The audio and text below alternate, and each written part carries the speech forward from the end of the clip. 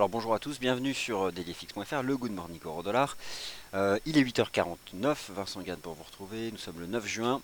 Pas grand chose aujourd'hui sur l'agenda macroéconomique, mais tout de même des éléments passés qui ont été publiés durant la nuit, à la session asiatique. Statu quo donc, comme envisagé finalement par le consensus de la Banque de réserve de Nouvelle-Zélande. Moi j'avais cette conviction cette semaine que nous allions vivre une semaine parfaite pour appliquer des stratégies de trading basées sur la pure analyse technique.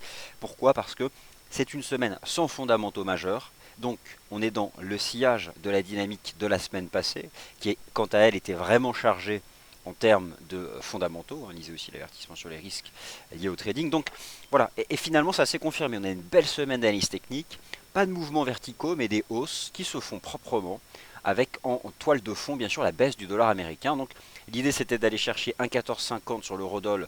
On s'est fait du 1,1415, mais on peut encore faire 1,1450. L'idée c'était d'aller chercher 0,75 voire 75,50 sur la UD-USD, on l'a presque fait, on peut encore le faire. Et on va bien sûr parler du NZD-USD, l'USD CAD, avec la poursuite du rebond du pétrole.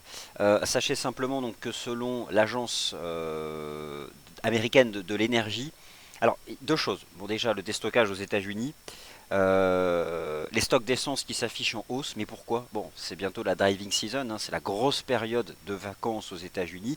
Et aux États-Unis, la voiture, ça reste l'élément, le moyen de transport très utilisé par les Américains. Donc ça se traduit toujours par une augmentation significative de la consommation, et ça fait partie des facteurs qui soutiennent là, saisonnalement, d'un point de vue de la saisonnalité, pardon, le prix du pétrole.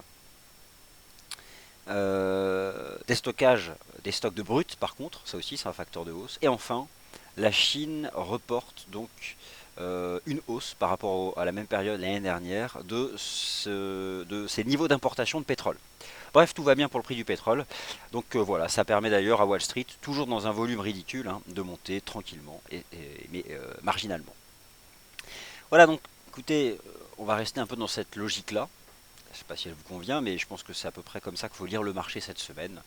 C'est pour ça que j'apprécie ce type de semaine, parce que finalement, quand on a des semaines hyper chargées sur le plan des fondamentaux, même en ayant des bons points techniques, on peut se faire, si vous me permettez l'expression, malmener avec son compte de trading. Voilà, donc on va revenir aujourd'hui sur le calendrier macroéconomique. Il y a des statistiques quand même aux États-Unis à 14h30.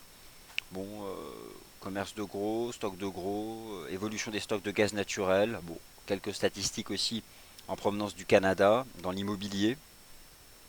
Voilà, la balance commerciale en allemande, le commerce extérieur au sein de la zone euro, des éléments comme ça, mais qui sont tout de même des statistiques de second rang quant à leur impact sur les actifs financiers.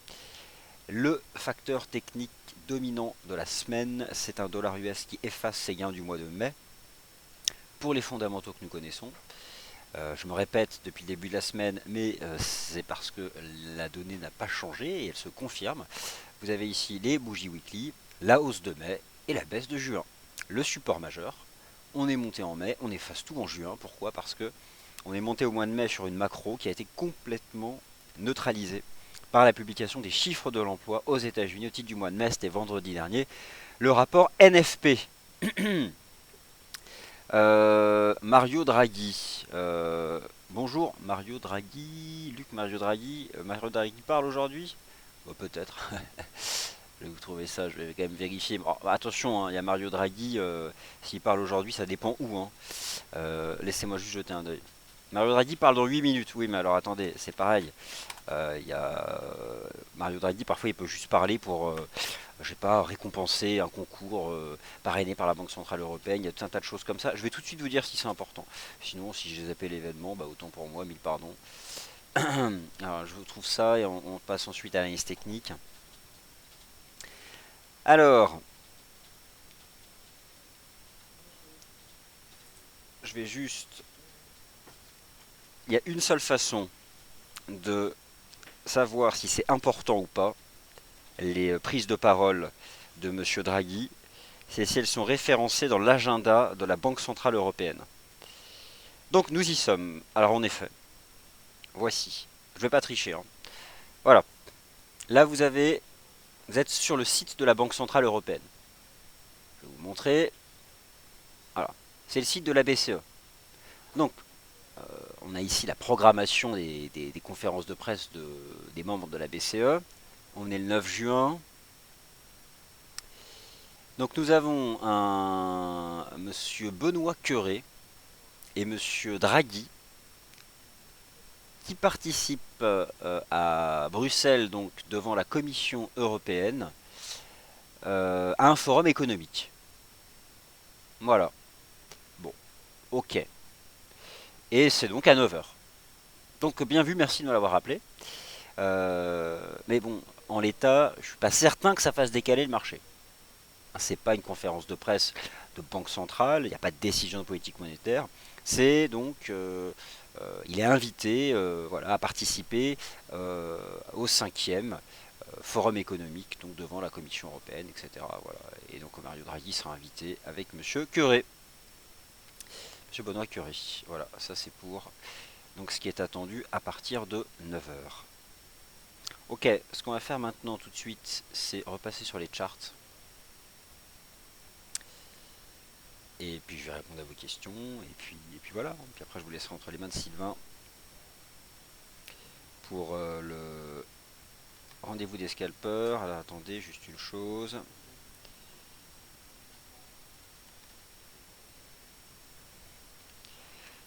Hop, je vais juste indiquer donc cet événement.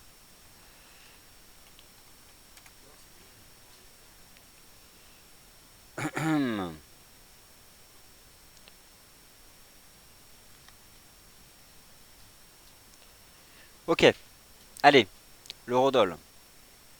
Alors l'eurodoll suit son petit bonhomme de chemin. Peut-il encore progresser? Je pense, hein, pourquoi pas, hein, rien ne s'y oppose sur le plan des fondamentaux. Attendez, on va faire ça autrement. L'eurodoll. Ensuite, on va revenir sur le NZD-USD parce qu'il y a eu un statu quo. Ce que j'envisageais d'ailleurs, ça n'a pas non plus. Donc voilà, c'est pas des gros chandeliers, mais chaque jour on monte encore un petit peu. Attention, rien de tendanciel.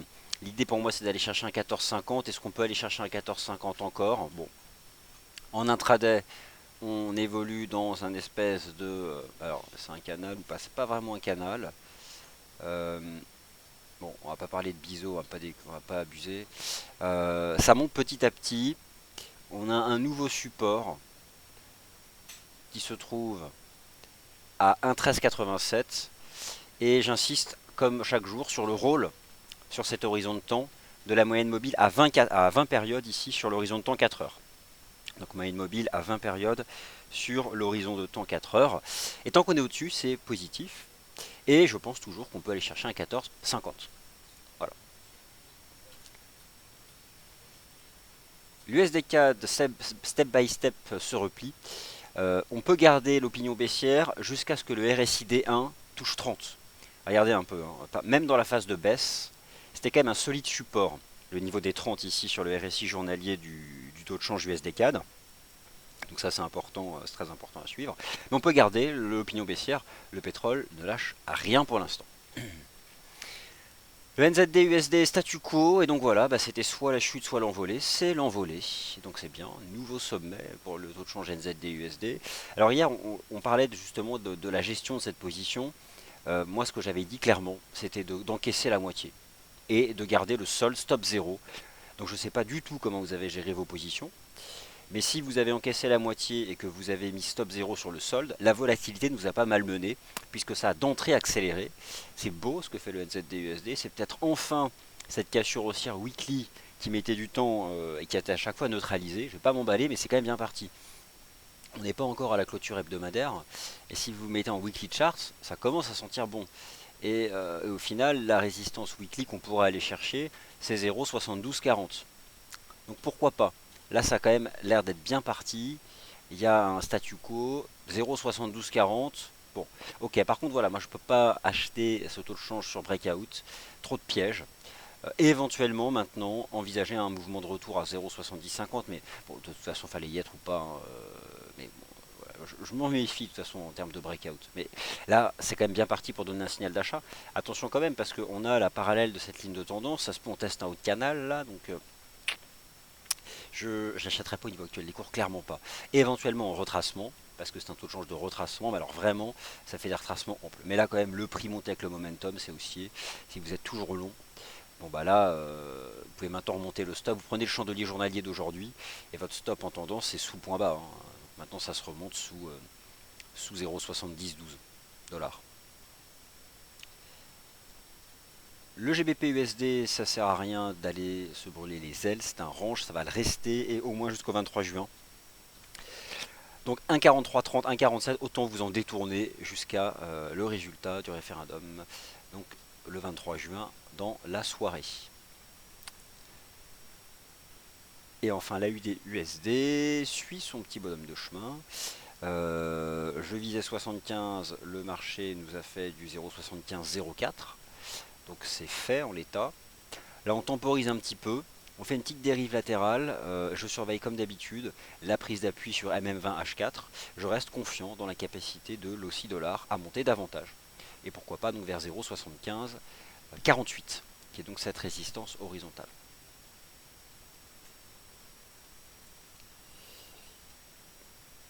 Alors, bon, je poste. Bonjour à tous, Eliane, Cassie, Ilienne, Bruno. Je passe en revue donc tous les commentaires et je les poste en même temps.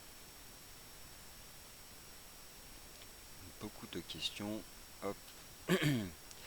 Alors, Euroyen, Cassia. Bonjour, c'est parti. Je les ai pris dans l'ordre. Donc, l'Euroyen. Alors, vous étonnez pas quand vous postez un message qu'on le voit pas, hein, c'est parce que en fait, c'est pas public dans l'instant. Je les valide en fait. Je les lis tous, mais j'essaie de les valider. Alors ça continue de baisser petit à petit, mais il n'y a pas grand chose. Bien sûr que sur l'euro-yen, à un moment ou à un autre, on voit ça, quoi. On se dit, et si c'était un biseau descendant? Vous savez, les paires en yens, ça va être concrètement comme le GBP et comme tout ce qui est lié au référendum britannique. Pourquoi? Bien sûr que le yen, il y a la BOJ. Mais justement, la BOJ, ça, à terme, c'est plutôt un facteur de hausse des paires en yens. Surtout si elle... c'est la catastrophe, hein, le Japon. Croissance zéro parmi toutes les économies développées, ça ne décolle pas. Malgré tout ce que fait la Banque centrale et le gouvernement, qui en plus reporte de 2 ans la prochaine tranche de hausse de la taxe sur la valeur ajoutée. Ça ne décolle pas. Tôt ou tard, la Banque centrale va franchir un nouveau cap. Enfin, il y a le rapport au risque. Et le yen est corrélé au risque. Et là, le risque actuellement, c'est la phase d'attente des résultats du référendum organisé au Royaume-Uni. Donc, cette compression sur l'euro-yen peut durer jusqu'au 23 juin. Et on en sortira peut-être par le haut s'il y a un Brimane. Parce qu'en cas de Brimane, toutes les paires avec le JPY en contrepartie vont exploser à la hausse. Tout comme je pense qu'en cas de Brimane, ce sont les actions européennes et britanniques qui vont fortement monter parce qu'elles sont en range depuis un certain temps. Et elles pourraient rattraper leur retard sur Wall Street approchant ses sommets historiques, notamment le S&P 500. Il pourrait donc y avoir cette rotation.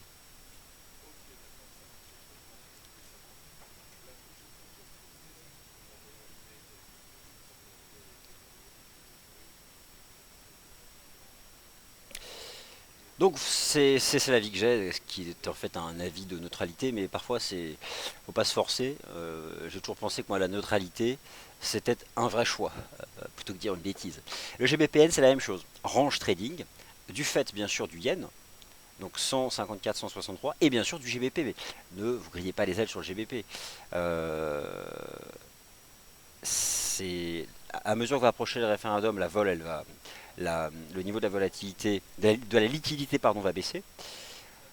D'autre part, faites attention si vous détenez des positions ouvertes, puisqu'à partir de demain, les paires de devises en GBP, donc par exemple comme le GBP Yen, ainsi que le CFD UK 100, vont connaître une augmentation de marge significative, qui concerne aussi les positions ouvertes. D'accord? Ça viendra impacter dans l'immédiat la marge utilisée. Alors vous pouvez à un instant T être dans une situation de votre compte de trading où vous n'êtes pas en appel de marge. Et si vous avez des positions ouvertes sur le GBP ou l'UK 100 et que par exemple pour un compte en euros, le CFD UK 100 verra sa marge passer de 8,50 à 34 euros le 10 juin et le 17 à 85 euros. Je vous laisse faire le coefficient multiplicateur. Attention donc, la marge utilisée augmentera significativement si vous êtes en appel de marge. Tout est clôturé automatiquement. D'accord? Donc soyez prudents. Toutes ces informations que je vous donne sur les augmentations de marge en 2 étapes et à partir de demain, Si vous ne les avez pas reçus par mail, vous nous appelez immédiatement qu'on vous retransfère l'information. Voilà, écoutez, soyez pas surpris en effet que les paires en yens soient les mêmes graphiques à court terme, c'est normal, c'est la phase d'attente. Je vous laisse avec l'Eurodoll, la UDUSD et le NZD USD, c'est propre, surtout celui-là finalement. Et vous retrouvez Sylvain dans 10 minutes pour le rendez-vous des scalpeurs. Merci à tous.